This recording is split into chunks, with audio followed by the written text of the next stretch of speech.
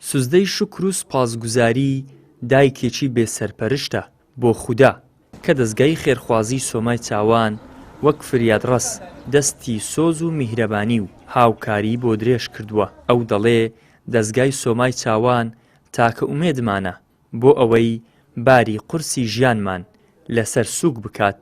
ئەوەندە گرینگە خوای گەورە بەرەکەت بڕژێنتە سەر سۆمای چاوان بە یەکەم دەرچووە دەست خاوێن پاک هەر جار شتێک بێتن گاسمان دەکەن بە جوانی دەماندنێ سپاس خوای گەورە دەکەین. ئەوەندە پێویستمان پێ هەیە خوای گەورە پاداشیان بداتوە لە دنیا و لە قیامەت ئینشاءالله.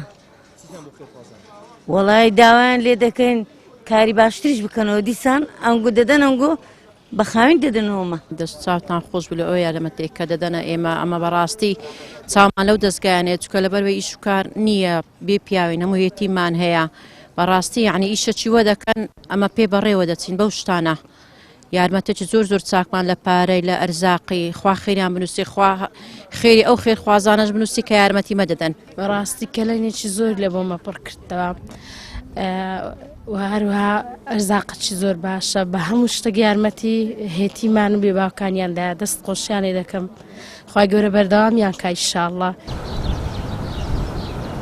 سەبەتە خۆراکەکان 15 کەرستەی جۆر بە جۆری خۆراکی لە خۆ دەگرێت. هەر سەبەتەیەکی خۆراکیش بە بەهای 60,000 دینارە و تێچووی گشتی پرۆژەکەش بە 90 ملیۆن دینار دەخەمڵێنرێت. ئەمڕۆ سۆمای چاوان لەقی هەولێر هەڵسا بە دابەشکردنی سەبەتەی خۆراک بەسەر بێباوکان و هەژاراندا. کۆی ئەو سەبەتە خۆراکانەی کە دابەشمان کرد بریتی بوو لە 1500 سەبەتەی خۆراک و هەر سەبەتە خۆراکێک بای 6,000 دیناری تێدا بوو و بریتی بوو لە 14 قەڵەم و 15 هەمیان مریشکەشی لەگەڵدا بوو. کۆی هەمووی سەبەتە خۆراکان کەوای 90 ملیۆنی بوو. دەستگای خێرخوازی سۆمای چاوان وەکو هاوکاری و دەستگیرۆیی 1500 سەبەتەی خۆراک دابەش دەکات بەسەر 1500 ماڵ تەنیا لە شاری هەولێر.